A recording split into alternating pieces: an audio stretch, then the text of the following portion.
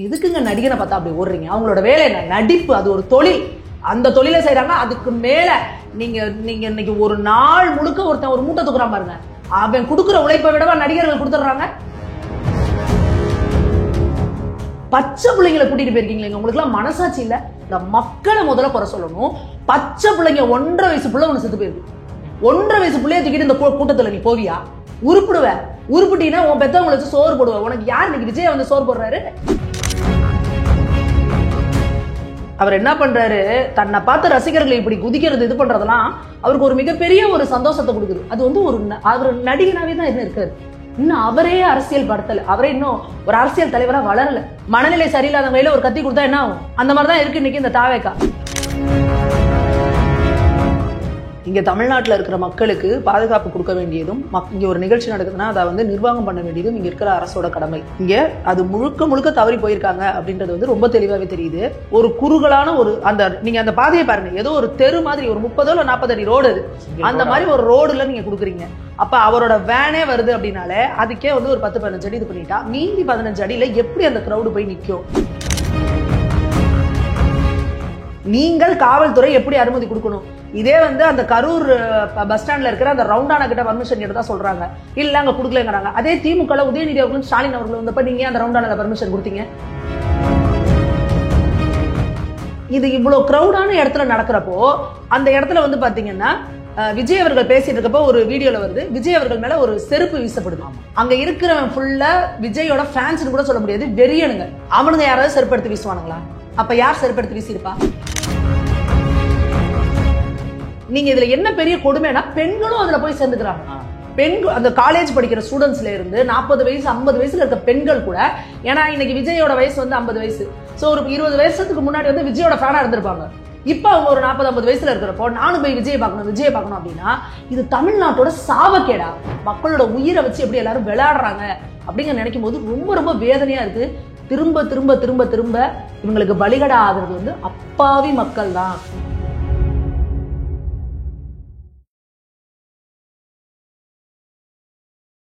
இளையபாரத நேயர்களுக்கு வணக்கம். இன்னைக்கு நம்ம நேர்களில் நம்ம சிறப்பு விருந்தினர் பாஜகவின் மகளிர் அணி மாநில சமூக ஊடக அமைப்பாளரான சுமதி மேகவர்ணன் மேம் தான்.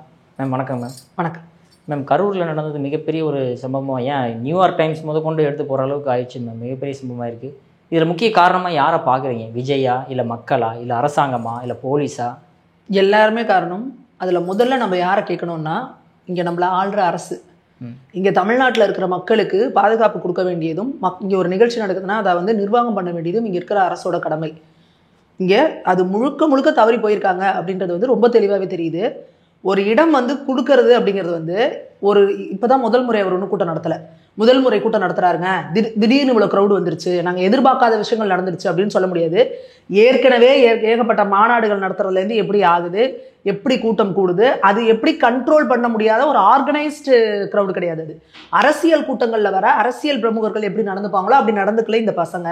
முழுக்க வானர கூட்டம் மாதிரி நடந்துக்கிறாங்க. எப்படி அங்க இருக்கிற பொது சொத்துக்கள்லாம் சேதாரப்படுத்துறாங்கிறத ஏற்கனவே ஒவ்வொரு மீட்டிங் முடியிறப்பையும் நம்ம பேசிக்கிட்டு இருக்கோம். அப்போ இவங்களுக்கு தெரியும் இவ்வளவு பசங்க வருவாங்க, இந்த மாதிரிலாம் நடந்துப்பாங்கன்றது தெரியும்.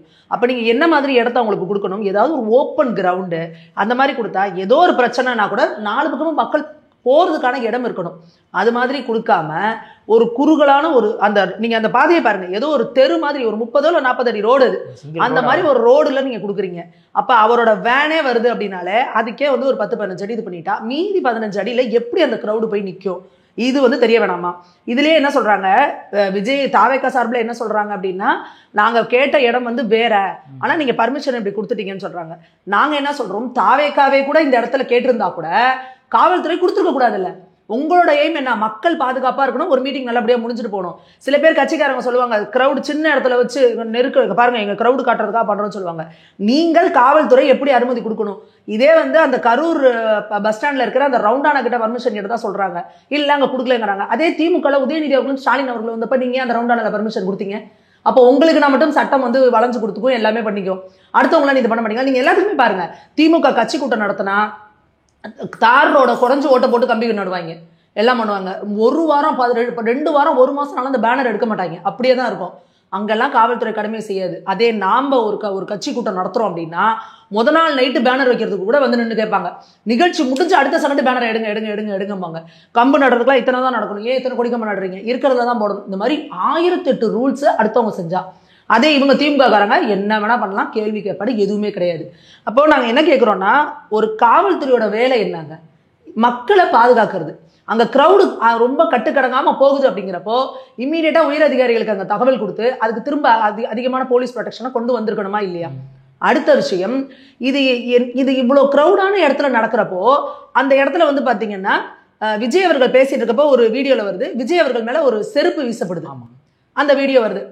அங்கே இருக்கிறவன் ஃபுல்லாக விஜயோட ஃபேன்ஸ்னு கூட சொல்ல முடியாது, வெறியனுங்க. அவனுங்க யாராவது செருப்படுத்தி வீசுவானுங்களா? அப்போ யார் செருப்படுத்தி வீசியிருப்பா? அங்கே யாரோ ஒருத்தவங்க இதை ஒரு பிரச்சனையை உண்டாக்கணும், ஒரு கலவரத்தை உண்டாக்கணுங்கிற மாதிரி பண்ணியிருக்காங்க. அதை கரெக்டான நேரத்தில் அந்த கார்டு வந்து தடுத்துடுறாரு. சப்போஸ் அந்த செருப்பு விஜய் மேலே பட்டிருந்தா நேற்று என்ன இருக்கும்? அங்கே மிகப்பெரிய ஒரு கலவரம் வெடிச்சிருக்கும். விஜய் ஃபேன்ஸு விஜய் மேலே ஒரு செருப்பு படுதுன்றதை பார்த்தா எல்லாரும் என்ன ஆயிருப்பானுங்க? எப்படி ஒரு பிரச்சனையாயிருக்கும்? அப்போது நீங்கள் இங்கே எதற்காக இதை யார் திட்டமிடுவா? யார் அந்த செருப்பை வீசினது? இது ஒரு விஷயம் பார்க்கணும். அப்போ ஆரம்பத்துல இருந்தே இந்த இடத்துக்குள்ள ஒரு பிரச்சனையை உண்டு பண்ணணும், ஒரு கலவரத்தை உண்டு பண்ணணும், இந்த மக்கள் மத்தியில ஒரு அதிருப்தி ஆக்கிடணும் விஜய்னாவே அப்படின்ற மாதிரி ஆக்கணுங்கிற மாதிரி திட்டம் போட்டு செயல்படுறது யாரு? இது யாரோட ஏரியா? இது எல்லாமே நமக்கு வந்து தெரிஞ்ச விஷயம். அங்க இருக்க போஸ்டர்கள் கிழிக்கப்பட்டிருக்கு, செருப்பு வீசப்பட்டிருக்கு, இது எல்லாமே அங்க இருக்கிற விஜய் ஃபேன்ஸ் வந்து சொல்றாங்க. அடுத்து நம்ம வர வேண்டியது விஜய் அவர்களுக்கு. ஒரு கட்சி நடத்துறீங்க, நீங்க ஒரு கட்சி ஆரம்பிச்சிருக்கீங்க, ஒரு கட்சி தலைவரா இருக்கீங்க, ஒரு கூட்டம் போடுறீங்க. பல முறை நாங்க சொல்லிக்கிட்டே இருக்கிறோம், உங்க ரசிகர்களை தொண்டர்களா மாத்துங்க. அவன் இன்னமும் சினிமா தியேட்டர்ல போய் குரங்குட்டி மாதிரி குதிச்சுக்கிட்டு பாலாபிஷேகம் பண்ணிக்கிட்டு கட் அவுட் வச்சுட்டு பேனர் வைக்கிறதுலேயே தான் இருக்கிறான். அவனை வந்து நீ அரசியலுக்குள்ள கொண்டு வரீன்னா உங்ககிட்ட காசு இல்லையா, உங்ககிட்ட டீம் இல்லையா? நீங்க வந்து விஜய் ரசிகர் மன்றம்னு சொல்லிட்டு பூத்து எப்படி போடுறோமோ அந்த மாதிரி ஏரியா எல்லா தொகுதியிலையும் உங்களோட ரசிகர் மன்றம் இருக்கு. நீங்க ரசிகர் மன்ற மாதிரியா உங்களோட பசங்களை கூப்பிட்டு கட்சி மீட்டிங்க்கு வந்தா இந்த மாதிரி தான் இருக்கணும், இப்படிலாம் செய்யக்கூடாது. இதெல்லாம் நீங்க ஒழுங்குபடுத்தணுமா இல்லையா? அப்ப எப்படி ஒரு கட்டுப்பாடற்ற ஒரு கூட்டத்தை கூட வச்சுக்கிட்டு இதனால் பொதுமக்கள் சாமானிய மக்களுக்கு எவ்வளவு பெரிய இடத்துல நீங்க கொடுக்குறீங்க? இதை போன மீட்டிங்லேயே சொன்னோம். அது என்ன வந்தா வந்து அந்த டோல்கேட்ல இருக்கிற இதை உடச்சு போடுறது, பேரிகார்டை ரோட்ல இருக்க நடுவில் இருக்க பேரிகார்டை ஃபுல்லா உடச்சு சாச்சிட்டு போறது, ஏர்போர்ட்டே துவம்சம் பண்றது, என்னென்ன பண்றீங்க? அதே மாதிரி அந்த வேன் போயிட்டு பக்கத்துல போய் வேன்ல போய் தட்டுறாங்க, வேனுக்கு பின்னாடியே வந்து வர. எப்படி ஒரு கட்டுப்பாடற்ற கூட்டம்! நீங்க இதுல என்ன பெரிய கொடுமைனா பெண்களும் அதுல போய் சேர்ந்துக்கிறாங்க. பெண்கள் அந்த காலேஜ் படிக்கிற ஸ்டூடெண்ட்ஸ்ல இருந்து 40 வயசு 50 வயசுல இருக்க பெண்கள் கூட, ஏன்னா இன்னைக்கு விஜயோட வயசு வந்து 50 வயசு, ஸோ ஒரு 20 வருஷத்துக்கு முன்னாடி வந்து விஜயோட ஃபேனா இருந்திருப்பாங்க. இப்போ அவங்க ஒரு 40-50 வயசுல இருக்கிறப்போ நானும் போய் விஜயை பார்க்கணும் அப்படின்னா இது தமிழ்நாட்டோட சாவக்கேடா. எதற்காக ஒரு நடிகனை போய் நீங்க என்ன பார்க்க போறீங்க? எப்படி வந்து ஒரு தொழில் அதிபர்னா அவர் தொழில் பண்றாரு. இன்னைக்கு வந்து இப்போ ஜோகோன்னு ஒரு கம்பெனி இருக்கு, அதுல ஸ்ரீதர் வெம்பு ஐயா இருக்காரு. அவர் கிட்டத்தட்ட அவ்வளவு ஆயிரக்கணக்கான இளைஞர்களுக்கு வந்து வேலை வாய்ப்பு கொடுத்து நம்ம ஊர்ல வந்து உட்காந்து அவ்வளவு வேலை பார்த்துட்டு இருக்காரு. அவரை எங்கேயாவது போனா இப்படி போய் லட்சக்கணக்கான பேர் பாப்பீங்களா? யாருக்குமே தெரியும். யாருக்காவது தெரியுமா? வர ஒரு ரிசர்வ் பேங்க் மேனேஜர் இருக்காரு, அவர் வர்றாரு, அவரை ஓடி போய் நீங்க இப்படி எல்லாம் பாப்பீங்களா? ஒரு கம்பெனியோட எம்டி இருக்காரு, அவரை ஓடி போய் இப்படி பாப்பீங்களா? சிவ்நாடார்னு ஒரு மிகப்பெரிய தொழிலதிபர் இருக்காரு, ஒரு நாளைக்கே கோடி கணக்குல வந்து தானம் மட்டும் பண்ணிட்டு இருக்காரு, டொனேஷன் நற்காரியங்கள் பண்ணிட்டு இருக்காரு. திருச்செந்தூர் கோவிலுக்கு 200 கோடிகளுக்கு மேல கொடுத்து எல்லாம் பண்ணியிருக்காரு. அவரை பார்க்க நீங்க இப்படி ஓடுவீங்களா? எதுக்குங்க நடிகனை பார்த்தா அப்படி ஓடுறீங்க? அவங்களோட வேலை என்ன? நடிப்பு. அது ஒரு தொழில், அந்த தொழிலை செய்யறாங்க. அதுக்கு மேல நீங்க இன்னைக்கு ஒரு நாள் முழுக்க ஒருத்தன் ஒரு மூட்டை தூக்குறான் பாருங்க, அவன் கொடுக்குற உழைப்பை விடவா நடிகர்கள் கொடுத்துட்றாங்க. ஆனா அவங்களுக்கான வருமானம் என்ன? கோடிகள்ல சம்பாதிச்சுட்டு போறாங்க. ஒரு நடிகன் சினிமால பிடிச்சிருக்கா, போய் பாக்குறீங்களா, டிக்கெட் எடுத்து கொடுத்து பார்த்துட்டு வரீங்களா, அதோட உங்க வேலை முடிஞ்சிடணும். எதுக்கு ஒரு நடிகனை பார்த்தா இப்படி ஓடுறீங்க? பக்கத்துல இருக்க மாவட்டத்துல போய் பாருங்க, அவங்க சாதாரணமா வராங்க, ஒரு மசூதிக்குள்ள போறாங்க, தொழுகை நடத்துறாங்க, நடிகர்கள் மற்றவங்களோட சமமா இந்த தொழுகை நடத்தி போயிட்டே இருக்காங்க. ஏங்க தமிழ்நாட்டில் மட்டும் இப்படி பண்றீங்க? ஒரு நடிகர் தவக்கலை வராரு அப்படின்னா அதுக்கு போய் 10,000 பேர் அங்கே போய் கூடி நிற்கிறாங்க. ஒரு நடிகை ஜுவல்லரி ஷாப் திறந்து வைக்கிறாங்கன்னா அதுக்கு போய் ஒரு 10,000 பேர் நிற்கிறாங்க. என்னங்க தமிழ்நாடு? இன்ஸ்டாகிராம் பிரபலங்களுக்கு இன்ஸ்டாகிராம்ல யாராவது செலிபிரிட்டின்னு வந்துட்டு அவங்கள போய் பார்க்கறதுக்கு போய் என்னங்க? அப்படி தமிழ்நாட்டில் அவ்வளோ பேர் வெட்டியா இருக்கீங்களா? உங்களுக்கு அப்படி பொழப்பு இல்லையா? பச்சை பிள்ளைங்களை கூட்டிட்டு போயிருக்கீங்களா? உங்களுக்குலாம் மனசாட்சி இல்லை? கூட்டம் இத்தனை 1000 பேர் கூடுவான், ஏற்கனவே அங்கே வானர கூட்டம் மாதிரி எப்படி குதிக்கிறான் தவறான்னு பார்க்குறீங்க. அந்த பகுதியவே துவம்சம் பண்ணுறாங்க. பக்கத்தில் ஏதாவது வீடு இருந்தால் அந்த வீட்டோட கேட்டை உடைக்கிறது, அவங்க ஏதோ இந்த இது ஆஸ்பெட்டாஸை தடுப்பு இருக்காங்க, தடுப்பை பிச்சு எரியறது, இதில் போஸ்ட் கம்பத்தில் ஏறுறது. இங்கே வர்ற பசங்க எல்லாம் காலேஜ் பசங்க தானே. காலேஜ் பசங்களாம் வீட்டில் அம்மா அப்பா இருக்கீங்களா இல்லையா? அப்ப காலேஜுக்கு போற புள்ள எங்க போகணும் எங்க வரணும்னு கூட கண்ட்ரோல் இல்லாத அளவுக்கு நீங்க புள்ள வளர்க்குறீங்களா? இப்ப விஜய் கூட்டத்துக்கு போனா அவன் போஸ்ட் கம்பத்துல ஏறான், மரத்து மேல ஏறான், எங்கெங்க தாவறான். ஒரு கோவில் இருக்கு, கோவில் மேல ஏறி அந்த கோபுரத்து மேல ஏறி நிக்கிறான். எவ்வளவு பெரிய ஆபத்து இது. கோவில் கோபுரங்கள்லாம் எத்தனையோ வருஷம் முன்னாடி கட்டினதா இருக்கும், ஒரு 50 வருஷம் 60 வருஷம்னு. நீ காலை வச்சு ஏறி ஏதோ உடஞ்சு ஸ்லிப்பாய் மேலேருந்து விழுந்தினா என்ன ஆகும்? அப்போ உன் வீட்டு பிள்ளைக்கு உனக்கு கண்ட்ரோல் இல்லையா? எப்பா நீ கூட்டத்துக்குலாம் போகக்கூடாது, வீட்டில் உட்காந்து லைவ்ல பாரு என்னப்பா உனக்கு பிரச்சனைன்னு சொல்ல மாட்டீங்களா? நீங்க ஒரு அரசியல் கட்சி கூட்டத்துக்கு யாருங்க போவாங்க? அந்த அரசியல் கட்சியில உறுப்பினராக இருக்கவங்க போவாங்க, இல்ல அந்த கட்சியில பொறுப்புல இருக்கவங்க போவாங்க, இல்ல உண்மையாலுமே அந்த அரசியல் சித்தாந்தம் எனக்கு பிடிச்சிருக்கு, அந்த தலைவர் பேசுறது எனக்கு பிடிக்குதுன்னா போவாங்க. போய் அமைதியா நிற்பாங்க. ஒரு தலைவர் பேச ஆரம்பிச்சிட்டாருன்னா யாரும் அசைய கூட மாட்டாங்க. உண்மையான ஒரு அரசியல் தொண்டனா இருக்கிறவன் அப்படிதான் இருப்பான். இங்க விஜய் பாட்டுக்கு பேசிட்டு இருக்காரு, இங்க குதிக்கிறான், தாண்டான், தவ்வுறான், விட்டா அந்த வேன்ல வந்து ஏறிடுவான் போல இருக்கு. அப்படியே வேனுக்கு நோக்கி நோக்கி வரானுங்களா. எதுக்கு நீ வேனுக்கிட்ட வந்து நீ என்ன பண்ண போற? நீ வந்து என்ன பண்ண போற? மேலே ஏறி விஜய்கிட்ட கை கொடுக்க போறியா? அப்போ என்ன மாதிரியான தொண்டர்கள் கூட்டம் இங்க? இந்த மக்களை முதல்ல குறை சொல்லணும். பச்சை பிள்ளைங்க 1.5 வயசு பிள்ளை ஒன்று செத்து போயிருக்கு. 1.5 வயசு பிள்ளைய தூக்கிட்டு இந்த கூட்டத்தில் நீ போவியா? கர்ப்பிணி பெண்கள் இறந்து போயிருக்காங்க. கர்ப்பிணி பெண்கள் இந்த கூட்டத்துக்கு வரலாமா? கோவில்ல நடக்கிற ஒரு கோவில் திருவிழாக்கு கூட கர்ப்பிணி பெண்கள் வரக்கூடாதுன்னே சொல்லிடுவாங்க. ஏன்னா அந்த கூட்டத்தில் மாட்டினீங்கன்னு நினைச்சிங்கன்னா கஷ்டம் அப்படின்னு. என்னங்க அவங்க மக்களோட மனநிலை? ஒரு அம்மா 2 பொம்பளை பிள்ளைய கூட்டிட்டு வந்திருக்கு, அந்த அம்மாவும் செத்து போய் அந்த 2 குழந்தைங்களும் இறந்து போயிடுச்சு. எவ்வளோ பெரிய வேதனைங்க இது. அந்த பெத்தவன் எப்படி உட்காந்துருப்பாங்க? என்னங்க நீங்க பண்ணிட்டு இருக்கிறீங்க? ஏங்க இப்படி ஒரு சினிமா மோகம்? பைத்தியமாங்க நம்மலாம். இதை பார்க்குற அடுத்த மாவட்டத்தில் இருக்கிறவங்க என்ன நீங்களாம் சொல்றீங்க, ஐயோ வடக்கம் இப்படி, வடக்கனுங்களாம் பாடி போயிருக்கானுங்க, படிக்காதவங்க இருக்கிறீங்க. இன்னைக்கு அவனுங்களாம் நம்மளை பத்தி கேள்வி பண்ணீங்கன்னா, ஒரு சினிமா நடிகனை பார்க்கறதுக்கு இப்படி போய் கூட்டத்தில் நெறிபட்டு இத்தனை பேர் செத்து போறீங்களா? காலையில 8:45 கூட்டம்னா 3 மணிக்கு போய் உட்காந்துருக்காங்க. விடிய கிளம்புற 3 மணில இருந்து நீங்க உட்காந்துருக்கீங்க. இந்த ஆர்வத்தை நீ ஒரு டிஎன்பிஎஸ்சி எக்ஸாம் எழுதுறதுக்கு நீ 3 மணிக்கு எந்திரிச்சு படிச்சீங்கன்னா உருப்படியா?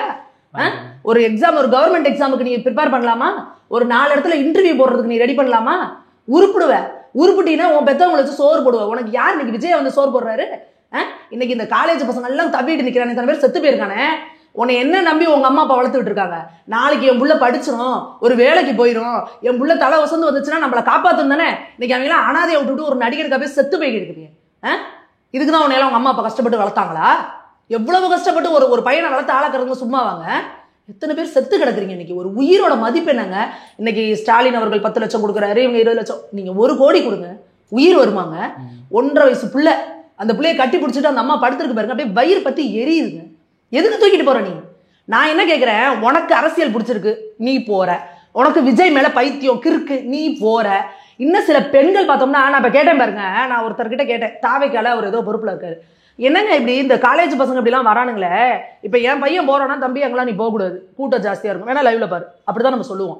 எப்படிங்க பெத்தவங்களாம் இப்படி அனுப்புறாங்கன்னு கேட்கிறேன். அதுக்கு அவர் சொல்றாரு, அக்கா அவங்களுக்கு புரியுதா இல்லையா, பசங்க வர்றாங்களோ இல்லையா, பசங்களோட அம்மாங்களும் அங்க வந்து நிக்கிறாங்கக்கா, எல்லாரும் ஃபேன்ஸ்க்கா அப்படிங்கிறாங்க. அப்போ அப்படி போனவங்க தான் இந்த பெண்கள். என்ன மாதிரியான ஒரு சினிமா மோகத்துல நீங்க மாட்டிட்டு இப்படி இருக்கிறீங்க?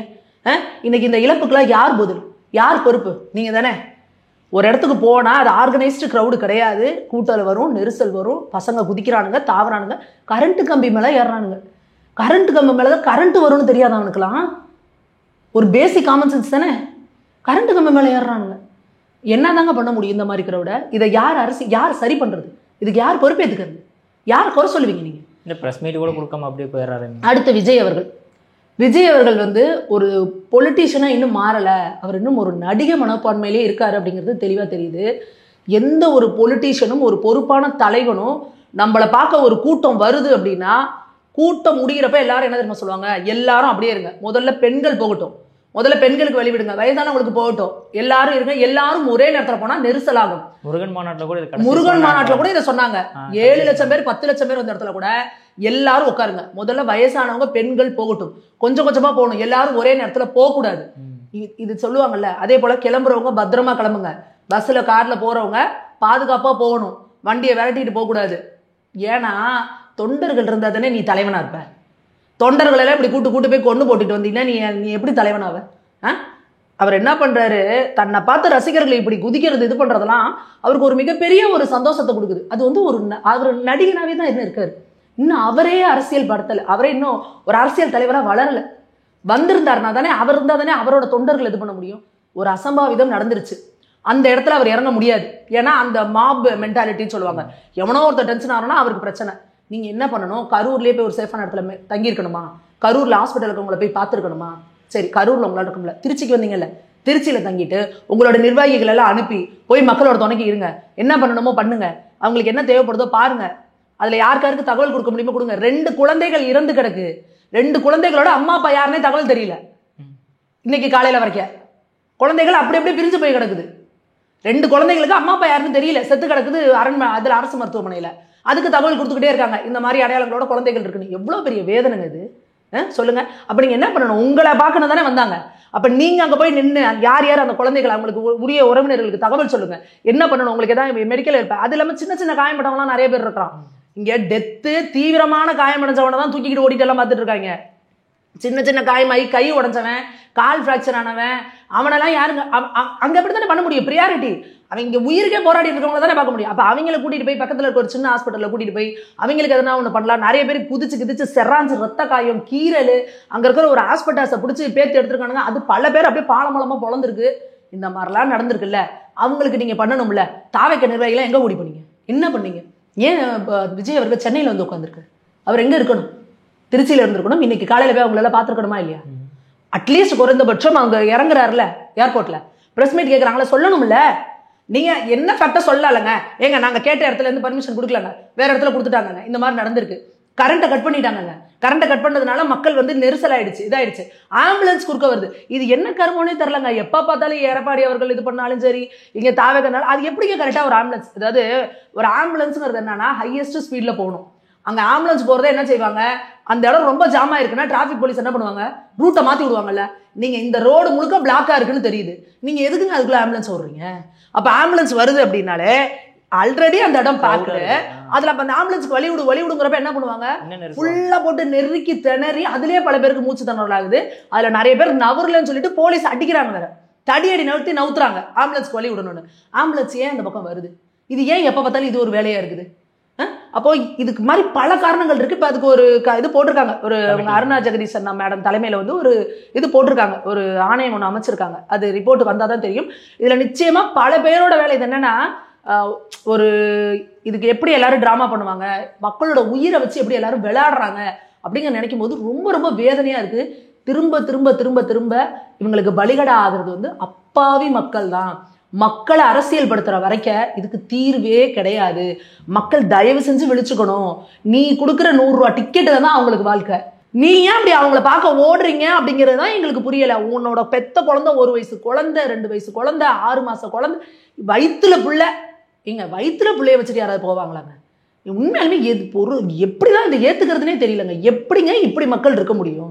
வீட்டில் என்னதாங்க பண்றீங்க? அப்ப என்னங்க ஒரு குடும்ப அமைப்பு, இதெல்லாம் ஒண்ணுமே இல்லையாங்க?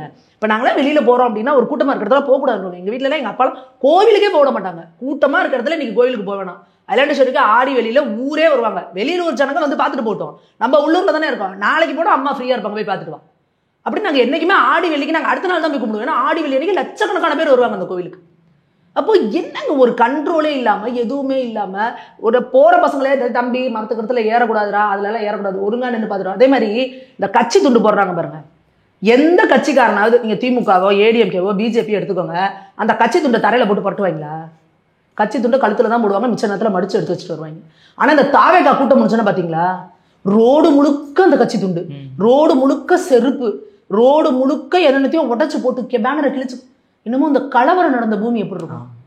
ஏங்க அப்படி என்னங்க பண்ணுறீங்க நீங்கள்? அப்படி போய் நிற்கிறீங்க, அவர் பேசுகிறாரு, கேட்குறீங்க, திரும்பி வரணும் தானே. அது என்னத்துக்கு துண்டை கழட்டி கீழே எறிவேன்? அப்போ உனக்கு அந்த கட்சி மேலே ஒரு மரியாதை இல்லை. அந்த கட்சி துண்டு அப்படிங்கிறது ஒரு மரியாதைக்குரியான விஷயம், அதை பத்திரமா வச்சுக்கணுன்ற உனக்கு அறிவு கிடையாது. அங்கே அவ்வளோ பேரோட செருப்பு தாகுதுன்னா எப்போவுமே ஒரு நெரிசலில் மாட்டி சிக்கி தடுமாறி தான் அவன் போராடுங்க. எந்த கூட்டம் விஜய் அவர்கள் கூட்டம் நடந்தாலும் பாருங்க, அங்கே எத்தனை ஆயிரம் செருப்பு கிடக்குதுன்னு பாருங்க. என்னங்க நடக்குது இது? இதை திரும்ப திரும்ப சொல்லிக்கிட்டே இருக்கிறோம். ஒழுங்குபடுத்துங்க. இது விஜய் அவர்களோட பொறுப்பு, உங்களை நம்பி வரக்கூடாது. அவரும் வந்து லெட்டர் ஹெட்லேயே அனௌன்ஸ் பண்ணுறாரு, கர்ப்பிணிகள் வராதிங்க, வயசான பெண்கள் வராதிங்க, குழந்தைகளை தூக்கிக்கிட்டு வராதிங்க, உடல்நிலை சரியில்லாதவங்க வராதிங்கன்னே சொல்கிறாருங்க. உங்களுக்கு இதை விட வெக்கமானமே இல்லையா? எதுக்குங்க போறீங்க அப்படி? எங்கள் வீட்டில் முன்னாடியாவது டிவி இதெல்லாம் கிடையாதுங்க, சரி நேர்லையாவது ஒரு தடவை எம்ஜிஆரை போய் பார்த்துடலாமா, நேர்லையாவது ஒரு தடவை ஜெயலலிதா போய் பார்த்துடலாமா, அப்படி போவாங்க.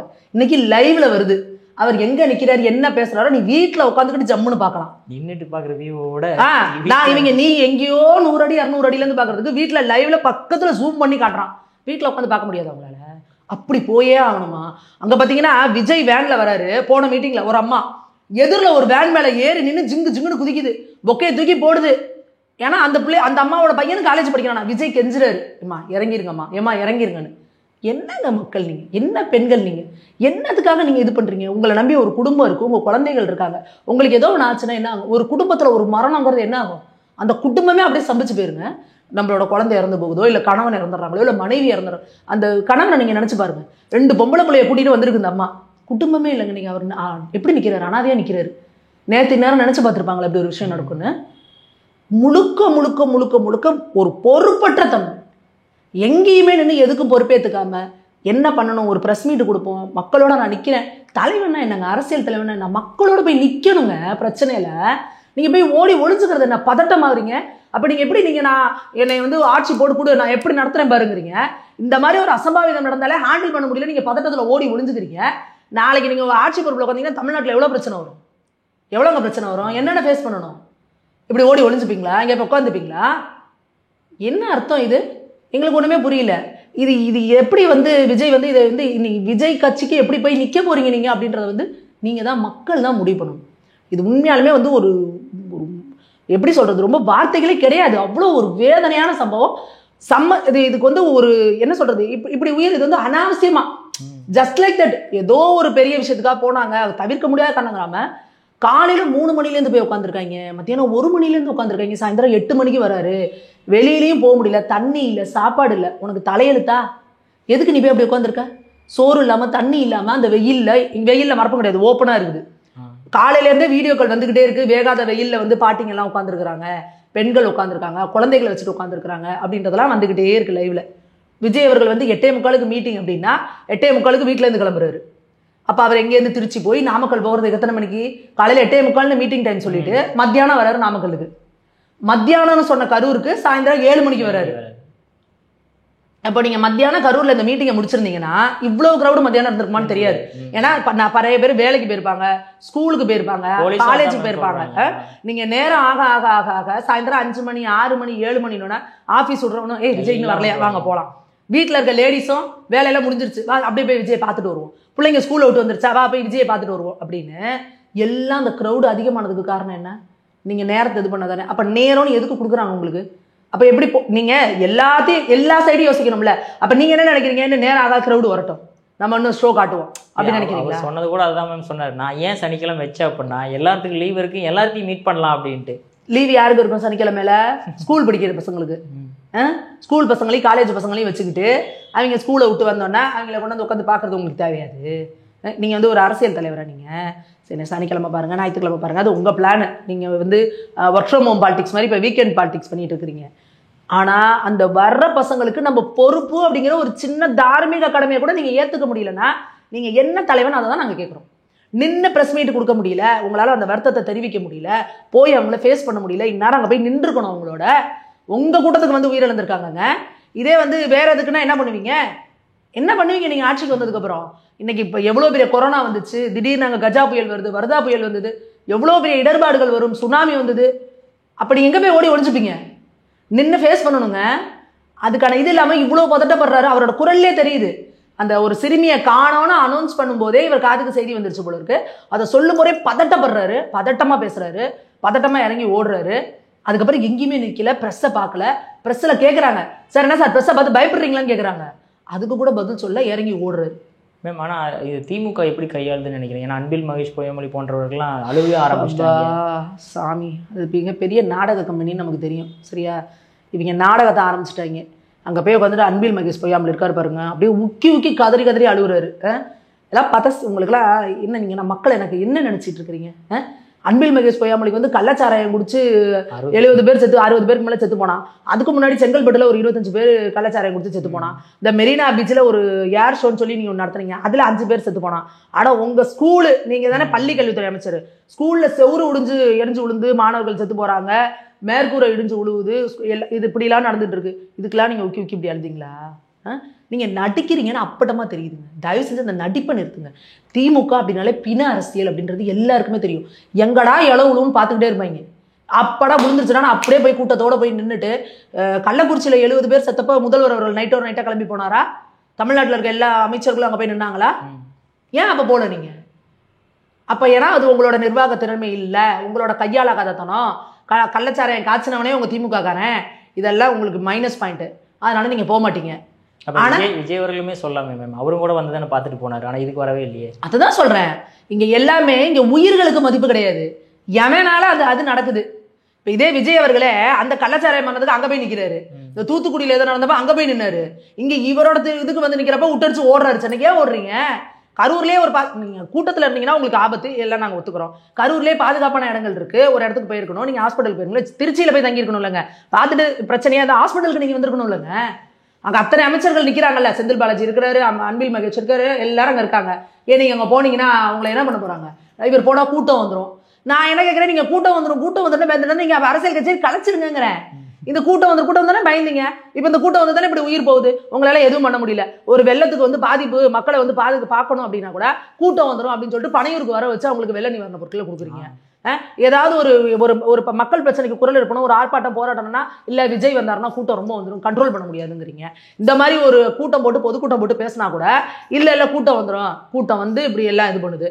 இல்லை இவன் செத்தே போயிட்டாயா அப்படின்னா அவனை போய் பார்த்தா இல்லை விஜய் வந்துட்டாருன்னா அங்கே கூட்டம் வந்துடும்னா உங்களுக்கு தெரியுது இல்லை? நீங்கள் வந்து ஒரு அன்கண்ட்ரோல்டு க்ரௌடு வச்சுருக்கீங்க, ஒரு தற்கொலை கூட்டத்தை கூட வச்சுருக்கீங்க. இவங்களை வச்சு ஒன்றும் பண்ண முடியாது அப்படின்னா கட்சியை கலைச்சிருங்க. உங்களால் மக்களுக்கு பிரச்சனை தான் வரும். ஒரு கத்தியை வச்சு காய்கறின்னு இருக்கலாம், கழுத்தையும் இருக்கலாம். அந்த கத்தியை எதுக்கு பயன்படுத்துறீங்க? ஒரு மனநிலை சரியில்லாத வகையில் ஒரு கத்தி கொடுத்தா என்ன ஆகும்? அந்த மாதிரி தான் இருக்குது இன்றைக்கி இந்த தாவேக்கா. இந்த மாதிரியான ஒரு இளைஞர் பட்டாலும், ஒரு மெச்சூரிட்டி இல்லாத இளைஞர் பட்டாலும், எதுவுமே ஒரு அன்ஆர்கனைஸ்டாக யார் சொன்னாலும் கேட்க மாட்டேங்கிறான். நீ உன் தலைவன் சொன்னாலே கேட்க மாட்டேங்கிறான்.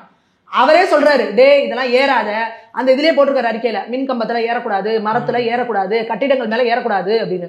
நீங்க சொன்னாலே கேட்காத ஒரு கூட்டத்தை வச்சிருக்கீங்கன்னா அது உருப்படுறதுக்கா? அந்த கூட்டத்தை வச்சு நீங்க என்ன செய்ய போறீங்க? நாளைக்கு என்ன சாதிக்க போறீங்க? ஒரு தலைவன்னா அவன் தலைவன் சொல்லுக்கு கட்டுப்படணும் அந்த கூட்டம். அதுதான் வந்து ஒரு சரியான இதுன்னு அர்த்தம். நீங்க ஏன் இது பண்ணல? 98 வந்து கோவையில் குண்டு வெடிப்பு நடந்தது, அத்வானி அவர்கள் வரதுல மிகப்பெரிய பதட்டம், தமிழ்நாடே சம்பிச்சது, இந்தியா முழுக்க பிரச்சனை, வேர்ல்டுல எல்லாமே போட்டுட்டு இருக்காங்க. அத்வானி அவர்களை இம்மீடியட்டா கிளம்பணும்னு சொல்றாங்க. அத்வானி அவர்களுக்காக குறி வச்சு வைக்கப்பட்ட குண்டு அது. ஆனா அத்வானி அவர்கள் கோயம்புத்தூரை விட்டு கிளம்பல. அவர் நேரா அரசு மருத்துவமனைக்கு போறாரு, பாதிக்கப்பட்டவர்களை பாக்குறாரு. அவர் இங்க அரசு மருத்துவமனைக்கு போற கேப்ல அதுக்கப்புறமும் 2-3 இடங்கள்ல குண்டு வெடிக்குது. ஆனாலும் அவர் கோயம்புத்தூரை விட்டு தப்பிச்சு ஓடல, அங்கதான் இருந்தாரு. எனக்காக வைக்கப்பட்ட குறி, அப்பாவி மக்கள் பாதிக்கப்பட்டிருக்காங்க, நான் போய் அங்க நிற்பேன், அதனால என் உயிர் போனாலும் பரவாயில்ல. அதான் தலைவனுக்கு அழகு. அவங்க தான் சித்தாந்தத்தின்படி வரவங்க, கொள்கைப்படி வரவங்க, தேசத்துக்காக வாழ்றவங்க, மக்களுக்காக வாழ்ற தலைவர்கள். நீங்க சும்மா ஒரு விசில் அடிச்சா பூச்சுக்க மாதிரி அழில் குச்சுக்க 4 கூட்டத்தை வச்சுக்கிட்டு என்னைய பார்த்து விசில் அடிக்கிறான் பாடுறா, என்னைய பார்த்து துண்டை சுத்துறான் பாடுறா, என்னைய பார்த்து இது மேல ஏறான் பாடுறான்னு இந்த மாதிரி ஒரு அற்ப சந்தோஷத்துல நீங்க வந்து வாழ்ந்தீங்கன்னா நீங்க இன்னும் ஒரு நடிகராகவே தான் இருக்கீங்க விஜய். நீங்க அரசியல் தலைவரா நீங்களே இன்னும் மாறல. நீங்க எப்படி உங்களோட தொண்டர்களை வந்து அரசியல் படுத்துவீங்க? தலைவர்கள்னா அப்படி இருக்கணுங்க. நீங்க அரசியலுக்குன்னு வந்துட்டீங்கன்னா என் உயிர் அடுத்தது, என்னை நம்பி 100 பேர் வரான்ல அவனுக்கு நான் பொறுப்பு. அதுதான் ஒரு தலைவனுக்கான அழகு. அப்ப அப்பேற்பட்ட தலைவர்கள்லாம் இருந்தாங்கல்ல இங்க, அவங்களெல்லாம் நீங்க பார்த்தாது பாடம் படிக்கணும்ல, இல்ல அட்லீஸ்ட் உங்களுக்கு கைட் பண்ணவாது ப்ராப்பரான ஆள் இருக்காங்களான்னு எங்களுக்கு தெரியலையே.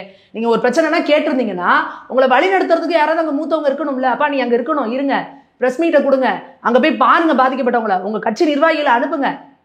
இது சொல்றதுக்கு கூட ஆள் இல்லையா? இல்ல இது கூட தெரியலையா விஜய் அவர்களுக்கு?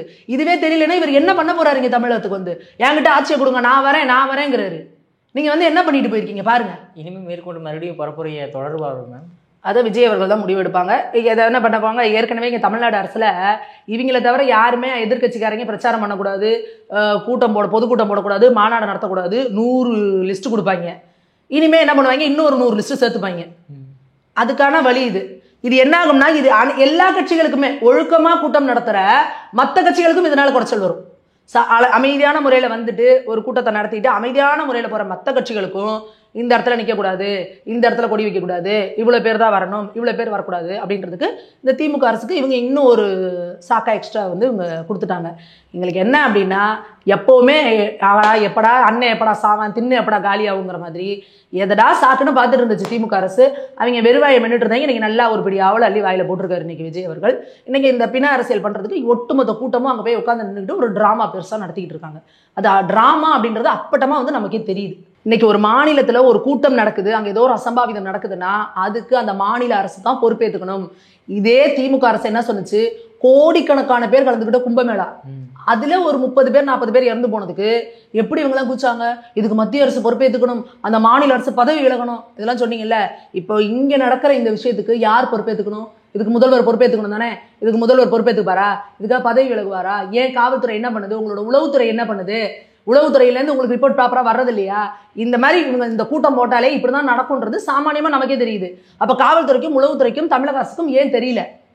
இதுதான் மிகப்பெரிய கேள்வி எங்களுக்கு. நீங்க அடுத்தவங்களுக்கு எதெல்லாம் நடந்தா கையை நீட்டி கேட்குற நீங்க உங்களை பத்தி எப்போ கை நீட்டுக்க போறீங்க, எப்பதான் நிர்வாகத்திறனை கத்துக்க போறீங்க அப்படின்றதே தெரியல. திமுக அரசு அப்படின்னாலே ஒரு நிர்வாக திறனற்ற அரசு அப்படிங்கிறது எல்லா இடங்களிலும் வந்து இது ப்ரூவ் ஆகிட்டே இருக்கு. அதுக்கு தொடர்ந்து பலியாகிறது நம்ம மக்களோட உயிர் தான் அப்படிங்கிறதா ரொம்ப ஒரு வேதனையான விஷயமா இருக்கு. உங்கள் அற்புதமான கருத்துக்களை இளையபாலனோட உட்கார்ந்ததற்கு மிக்க நன்றி மேம். நன்றி.